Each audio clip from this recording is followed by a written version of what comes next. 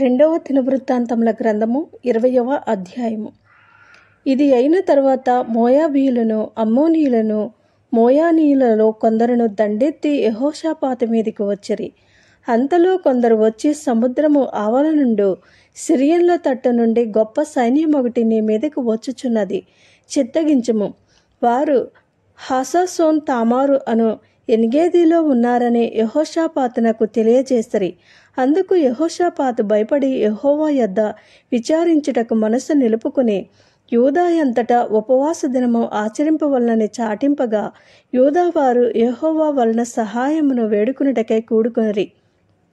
యెహోవా యొద్ద విచారించుటకు యూదా పట్టణములన్నిటిలో నుండి జనులు వచ్చిరి.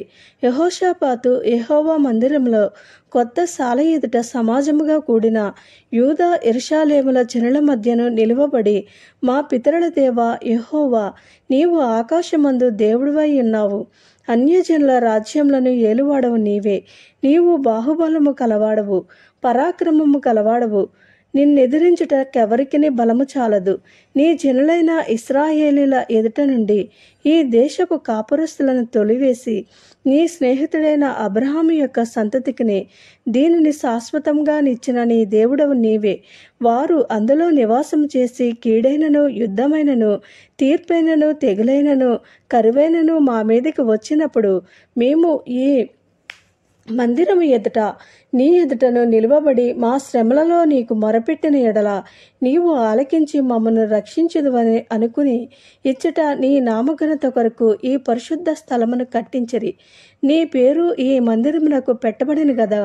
ఇశ్రాయేలులు ఐగుప్తులో నుండి వచ్చినప్పుడు నీవు వారిని అమ్మోనీయులతోనూ, మోయాబీయులతోనూ, శెయ్యేరు మన్యవాసులతోనూ యుద్ధము చేయనీయలేదు కనుక ఇశ్రాయేలీలు వారిని నిర్మూలము చేయక వారి యొద్ద నుండి తొలగిపోయిరి. మేము స్వతంత్రించుకునవలనని నీవు మాకిచ్చిన నీ స్వాస్థ్యములో నుండి మమ్మను తోలివేయుటకై వారు బయలుదేరి వచ్చి మాకెట్టి ప్రత్యుపకారము చేయుచున్నారు. దృష్టించుము. మా దేవా, నీవు వారికి తీర్పు తీర్చవా? మా మీదకి వచ్చు ఈ గొప్ప సైన్యముతో యుద్ధము చేయుటకును మాకు శక్తి చాలదు, ఏమి చేయుటకును మాకు తోచదు. నీవే మాకు దిక్కు అని ప్రార్థన చేశాను. యూదా వారందరూ తమ శిశువులతోనూ, భార్యలతోనూ, పిల్లలతోనూ యెహోవా సన్నిధిని నిలువబడిరి. అప్పుడు మత్తన్యాకు పుట్టిన యెహీయేలు కుమారుడైన బెనయాకు జననమైన జకర్యా కుమారుడును, ఆసాపు సంతతి వాడును, లేవీయుడునగు యహాజీయేలు సమాజంలో ఉండెను. యెహోవా ఆత్మ అతని మీదకి రాగా అతడిలాగు ప్రకటించెను, యూదా వారులారా, యెరూషలేము కాపురస్తులారా, యెహోషాపాతు రాజా, మీరందరూ ఆలకించుడి. యెహోవా సెలవిచ్చినదేమనగా, ఈ గొప్ప సైన్యమునకు మీరు భయపడుకుడి, జడియకుడి. ఈ యుద్ధము మీరు కాదు, దేవుడే జరిగించెను. రేపు వారి మీదకి పోవుడి. వారు జీజు అను ఎక్కుడు మార్గమున వచ్చెదరు. మీరు యెరూవేలు అరణ్యము ముందరనున్న వాగు కొన దగ్గర వారిని కనుగొందరు. ఈ యుద్ధంలో మీరు పోట్లాడవలసిన నిమిత్తం లేదు. యూదా వారులారా, యెరూషలేము వారులారా, మీరు యుద్ధ పంక్తులు తీర్చి నిలువబడుడి. మీతో కూడానున్న యెహోవా దయచేయు రక్షణను మీరు చూచెదరు. భయపడకుడి, జడియకుడి. రేపు వారి మీదకి పోవుడి. యెహోవా మీతో కూడా ఉండను. అప్పుడు యెహోషాపాతు సాష్టాంగ నమస్కారం చేసెను. యూదావారును, యెరూషలేము కాపురస్తులను యెహోవా సన్నిధిని సాగిలపడి నమస్కరించిరి.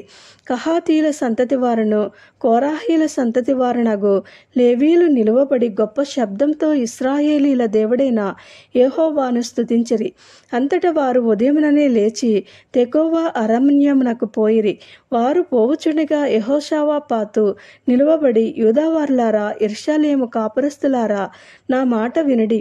మీ దేవుడైన యెహోవాను నమ్ముకునుడి, అప్పుడు మీరు స్థిరపరచబడుదురు.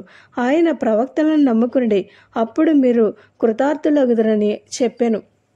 మరియు అతడు జనులను హెచ్చరిక చేసిన తర్వాత యెహోవాను స్తుతించుటకును గాయకులను ఏర్పరిచి, వారు పరిశుద్ధాలంకారములు ధరించి సైన్యము ముందర నడుచుచు, యెహోవా కృప నిరంతరముండును, ఆయనను స్తుతించుడి అని స్తోత్రము చేయుటకు వారిని నియమించెను.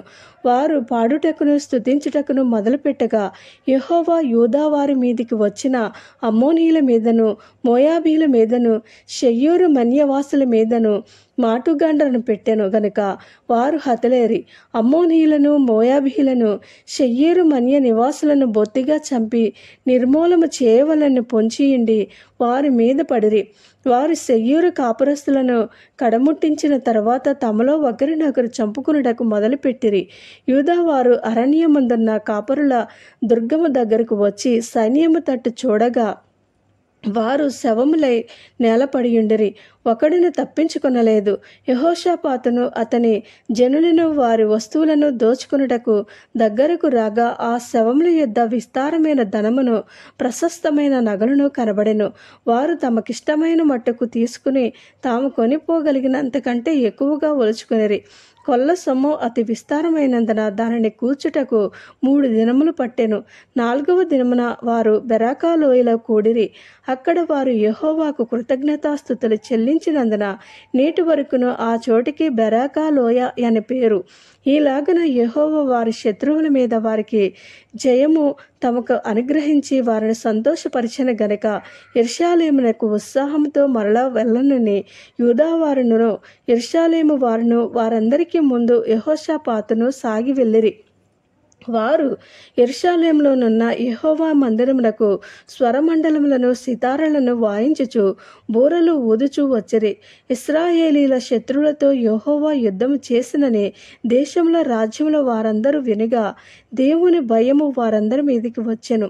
ఈ ప్రకారము అతని దేవుని చుట్టూనున్న వారిని జయించి అతనికి నెమ్మది అనుగ్రహింపగా యెహోషాపాతు రాజ్యము నిమ్మలముగా నుండెను.